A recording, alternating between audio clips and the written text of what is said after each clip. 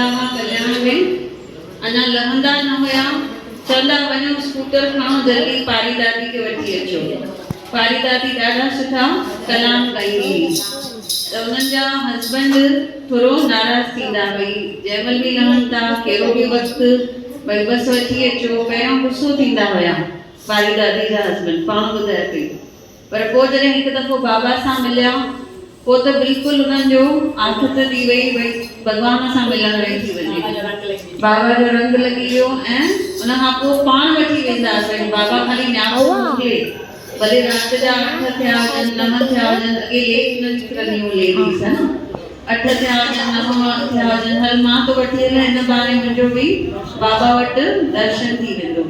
हाणे जॾहिं कोई संत खे घर में घुराईंदव न, हुनखे खाधो खाराईंदव संत खे, त बाक़ी माण्हू छा ॻाल्हाईंदा वरी छा, सभई हिन ते ई ध्यानु ॾींदा।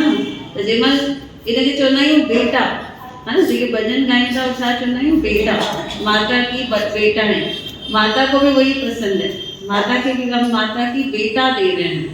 माता की इहो सभु न खपे, प्रसाद न खपे, गुल फुल न खपनि, फूल भी न मांगती, हार भी न मांगती, मां तो बसि भगतों का भॼन जेको ॻायूं था, माना उन्हनि खे खाधो वेठा खाराइनि, उन्हनि जो इहो खाधो आहे।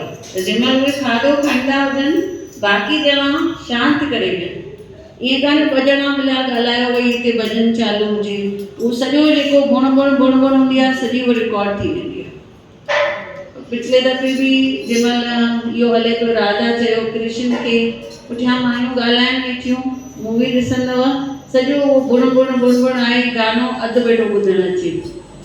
त इहा बेटा आहे, भई असां संतनि खे खाधो वेठा था खारायूं। ईअं सोचो भई घर में हिकु महिमान आयो आहे, VIP गेस्ट ईंदो, वेंदव छा रूम में वञी ॻाल्हाईंदव छा, न हुते बीठा हूंदव जेसि ताईं उहो माण्हू खाई न वरितो आहे। त जंहिंखे बि ॻाल्हाइणो हुजे, वञो पुठियां या मथे वञो, ॿ ॼणा आराम सां ॻाल्हाए करे हेठि अचो, हा न, ॿियनि खे डिस्टर्ब न थिए। इहो हिकु पाप बि आहे, चई न भई गंगा ॿाहिरि बीठी हूंदी आहे, लास्ट तव्हां न आया सभई, 1 जनवरी सत्संग हुयो, दादी आया कोल्हापुर मां, मस्तु कथा खयूं, भई गंगा माता वञे थी भॻवान वटि, भई पुछेसि थी सभु मुंहुं में अची पाप धोई वेंदा, पोइ मां काॾे वेंदसि, चईसि तूं बोतलियूं खणी ॿाहिरि वेही रहिजांइ, जेके बि 2 माण्हू ॻाल्हाइण वेही सत्संग में, उन्हनि जे मुंहं में इहो पाप वेही विझिजे। ऐं वाकई इहा सची कथा आहे। ऐं चईसि जंहिंमहिल प्रसाद विराईंदो हुजे, भई जेको शांति सां वेठो हुजे उनखे पुण्य, जेको मां चई गोड़ करे, उन्हनि जे मुख में इहो पाप विझी अचे। भई जाते एॾी देरि तरसूं था असां सत्संग जे लाइ, बाक़ी प्रसाद लाइ 5 मिंट छो न था तरसूं। कभी भी कोई भी ये भी बांट रहे हैं, कुछ शांति से बैठना है, सबको मिलेगा। ऐसे उठ के यहाँ वहाँ जाके लेना नहीं है, सिर्फ इशारा करना है, कोई मुझे नहीं मिला है तो आके मिल जाएगा, बाकी उठ के ऐसा भागना नहीं है मामा।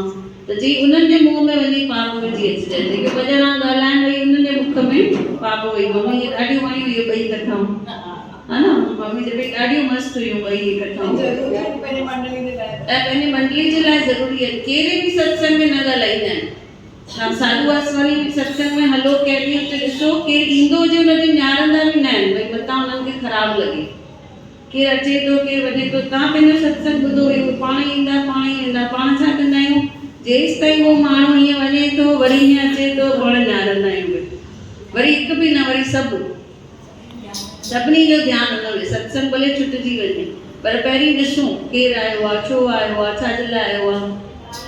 सत्संग जे पासे कुझु छॾंदासीं न त कुझु मिलंदो न, ॿिन्ही मां हिकु शइ मिलंदी, है न। उहो बि थोरो बंदि हुजणु खपे, हिकु त लेट भई सम्झनि पाण, भई असां लेट था अचूं, अची वेही रहो सत्संग ॿुधो, वेंदे वक़्तु मथो टेके न वञूं, ईअं लंघी वेंदा आहियूं, उहो बि सभिनी खे डिस्टर्ब थींदो आहे। नीचे कर, लेट अचे पुठियां वेही रहो, जहाँ मेरा ये है ना, हाँ यहाँ से लेके, हाँ राइट। हाणे मां चवां थी तो जेके अचनि उनखे पुठियां मोकिलियो, भई पुठियां वञो, हितां न अचो। ऐं जेके हाणे लेट ईंदा उनखे चवंदासीं पहिरीं वेही रहो सत्संग ॿुधो, पोइ वरी मथो टेको वेंदे वक़्तु। बोलो बाबा दास राम। बेटा वरी करे फिर से चालू करो।